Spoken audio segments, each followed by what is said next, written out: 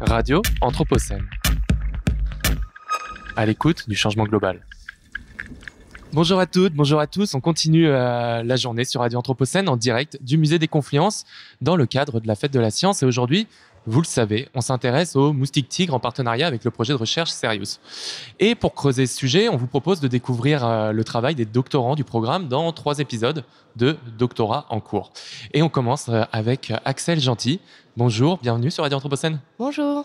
Alors vous êtes doctorante CNRS au laboratoire d'écologie microbienne dans l'équipe DMTV. DMTV, ça veut dire quoi ? C'est ça. Oula, Question piège. Question piège, Ça veut dire dynamique microbienne et transmission virale.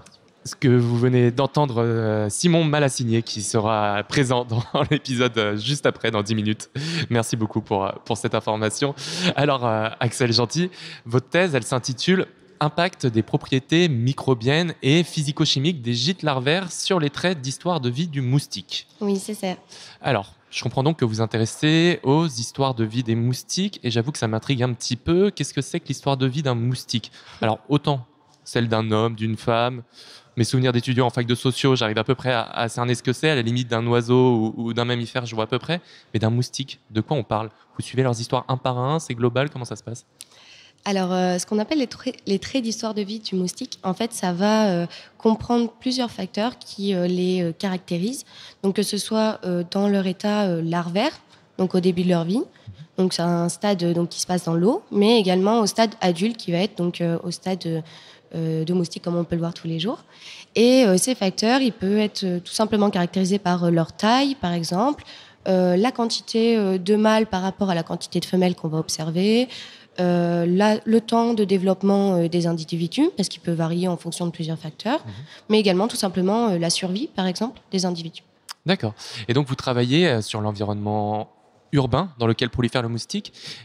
Donc, si je comprends, les moustiques, ils préfèrent vivre en ville que dans des milieux plus ruraux ? Oui, c'est ça. Enfin, le moustique tigre, Oui. en l'occurrence.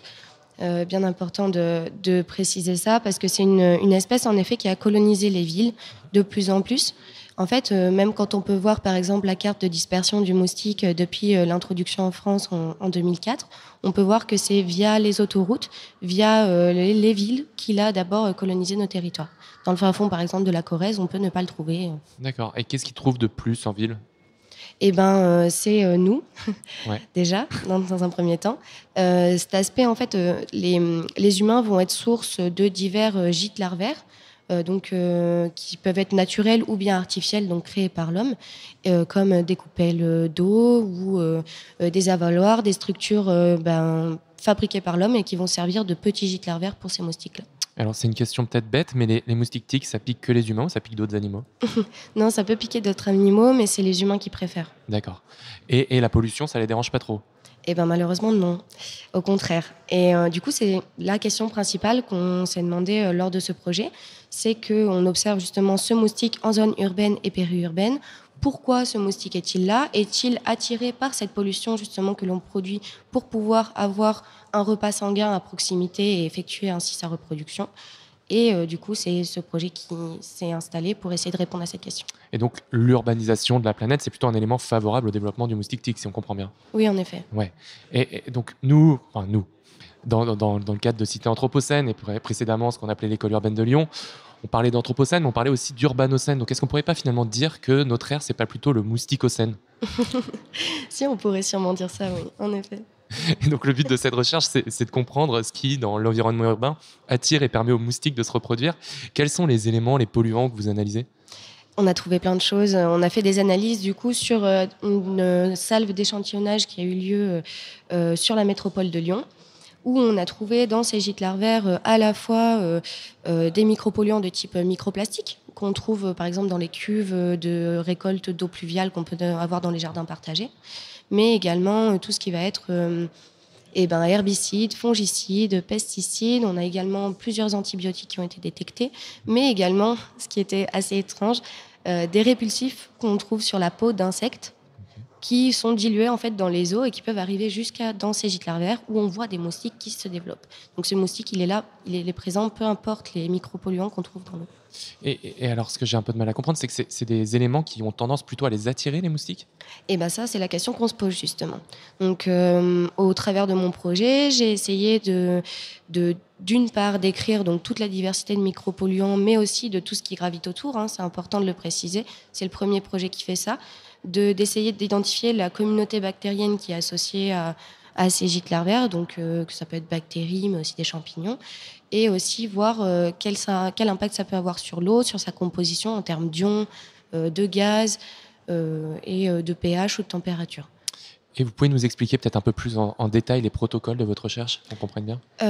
Pour faire simple, en fait, pour tester si la femelle, donc en fait la femelle va venir pondre à l'intérieur de cette eau, ce gîte larvaire, et on va mettre une femelle dans une cage en contact avec 2 récipients qui sont pleins d'eau, l'un contenant les composés qu'on veut tester, donc l'association de micropolluants, gaz, ions, mais aussi micro-organismes, et également, et en parallèle de ça, un récipient avec de l'eau où il n'y a rien, tout simplement.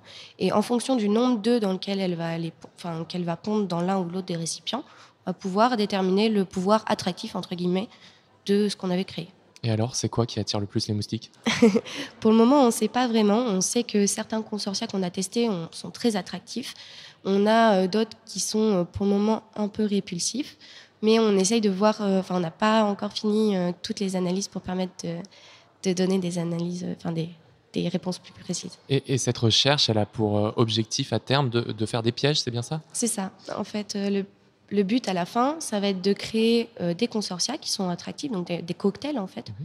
Et ces cocktails-là, les mettre dans des pièges, donc des pièges qui vont être tout simplement des seaux d'eau, dans lesquels on va mettre donc notre cocktail. Et on va les tester, on l'espère, chez un maximum de personnes de la métropole de Lyon pour avoir le plus de données possible et qui puissent participer aussi à cette lutte parce que c'est quelque chose de global et de communautaire. Donc c'est important que les citoyens prennent part à tout ça. Et pour le mettre en place, vous travaillez déjà avec des entreprises peut-être ou c'est totalement universitaire pour l'instant? Non, pour le moment, non. On n'a pas vraiment besoin de se mettre en lien avec les entreprises, dans le sens où on a beaucoup de volontaires identifiés par l'étude qui sont présents, qui ont répondu présent à cette annonce.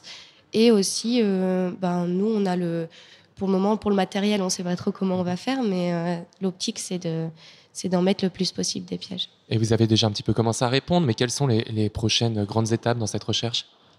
Alors, la prochaine étape, ça va être de créer... en fait, on est en train de faire des échantillonnages actuellement depuis juillet sur sur une zone de la métropole de Lyon, à Villeurbanne, où on essaye de voir... En fait, on prend des gîtes, donc 3 gîtes, qu'on échantillonne dans le temps, toutes les 2 semaines, et on essaie de décrire toute la diversité qu'ils contiennent.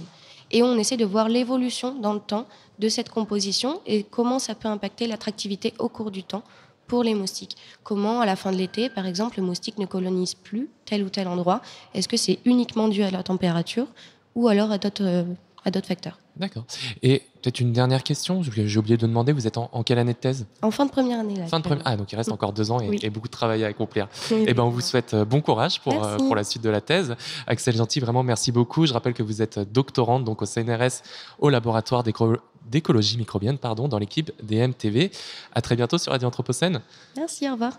Et nous, donc, on fait une courte pause musicale et on se retrouve tout de suite pour un 2e épisode de Docteur en cours avec Simon Malassigné.